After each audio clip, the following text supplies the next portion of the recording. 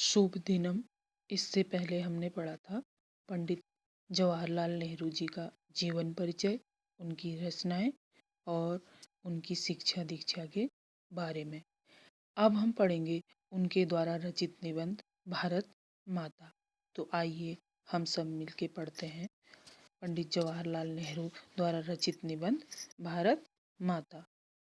अक्सर जब मैं एक जलसे से दूसरे जलसे में जाता होता और इस तरह चक्कर काटता रहता होता, तो इन जलसों में मैं अपने सुनने वालों से अपने इस हिंदुस्तान या भारत की चर्चा करता।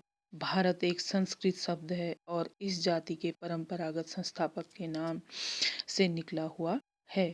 मैं शहरों में ऐसा बहुत कम करता क्योंकि वहाँ के सुनने वाले कुछ ज़्यादा सयाने थे और उन्हें दूसरे की किस्म की ग़िज़ा की ज़रूरत थी। यहाँ पर उनके कहने का मतलब है कि गाँव के लोग अशिक्षित है, तो उन्हें जागरूक करने की ज़्यादा ज़रूरत है, और शहरों में रहने वाले लोग शिक्षित हैं तो उन्हें जागरूक करने की ज़रूरत नहीं है। वो देश की स्वतंत्रता में अपने आप हिस्सा ले लेंगे, जबकि गांव वालों को जागरूक करना होगा। लेकिन किसानों से जिनका नज़रिया महदूद था, मैं इस बड़े देश की चर्चा करता जिसकी आज़ादी के लिए हम लोग कोशिश कर रहे थे, और बताता है कि किस तरह देश का एक हिस्सा दूसरे हिस्से से जुदा होते हुए भी हिंदुस्तान एक था। मैं उन मसलों का जिक्र करता जो उत्तर से लेकर दक्षिण तक और पूरब से लेकर पश्चिम तक किसानों के लिए एक सा थे।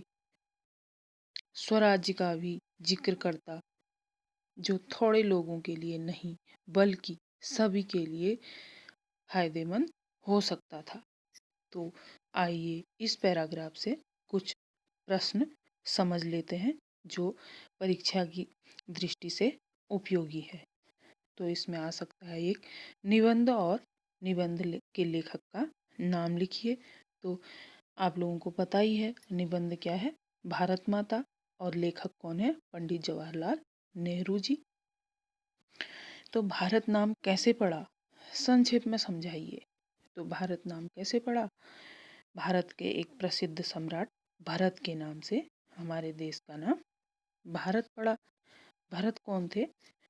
दुष्यंत और शकुंतला के पुत्र थे। वह परम वीर एवं पराक्रमी थे। भारत एक संस्कृत शब्द है जिसका अर्थ क्या होता है? भरत। नेहरू जी गांव वासियों से भारत माता की चर्चा क्यों किया करते थे? अभी हमने पढ़ा क्यों किया करते थे। नेहरू जी शहरों में रहने वालों की अपेक्षा गांव वासियों से भारत माता की चर्चा किया करते थे। इसका कारण क्या था? नेहरू जी का मानना था कि शहरों में रहने वाले लोग देश की आज़ादी को लेकर जागरूक हैं, पर गांववासी नहीं।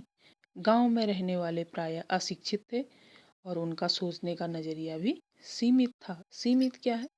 वो अपने तक ही सीमित थे। वो पूरे देश के बारे में नहीं जानते थे। वो नहीं जानते थे कि अंग्रेज क्या अत्याचार कर रहे हैं हमारे देश में, क्या कर रहे हैं। ठीक है, वे केवल अपने गांव, जिले या प्रांत तक ही सोच पाते थे। भारत को स्वतंत्र कराने के लिए गांव वालों को सतर्क और जागरूक करना अत्यंत आवश्यक था। इसीलिए उन्हें पूरे भारतवर्ष को जोड़ने के लिए वे क्या थे? नेहरू जी प्रयत्नशील थे, हमेशा प्रयत्न करते थे। इसीलिए वो गांव वालों को जगाने का कार्य करते थे। तो आइए अब दूसरा पैराग्राफ पढ़ते हैं।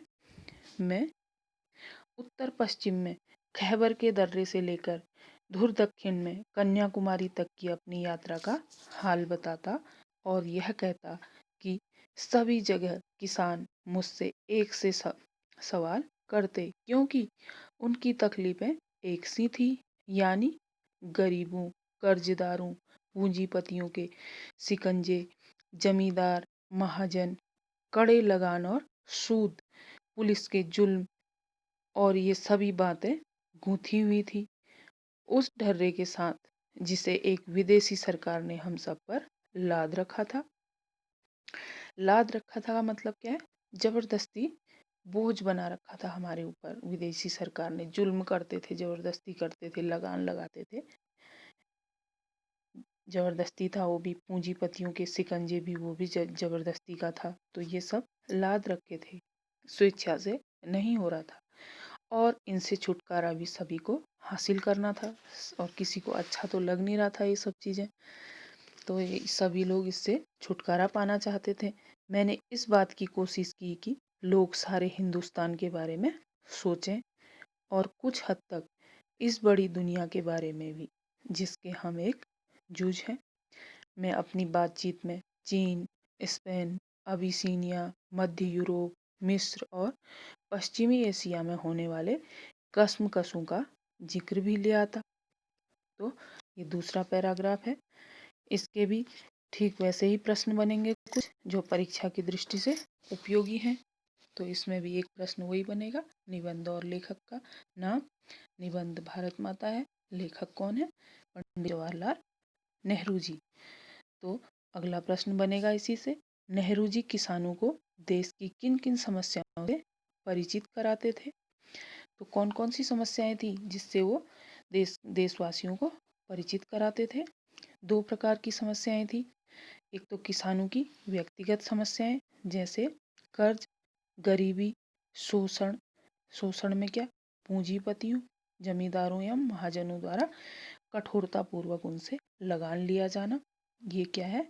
शोषण है। अधिक ब्याज लिया जाना, ये भी शोषण है। पुलिस द्वारा भी उन पर अन्याय अत्याचार किया जाना, ये भी एक प्रकार का शोषण है।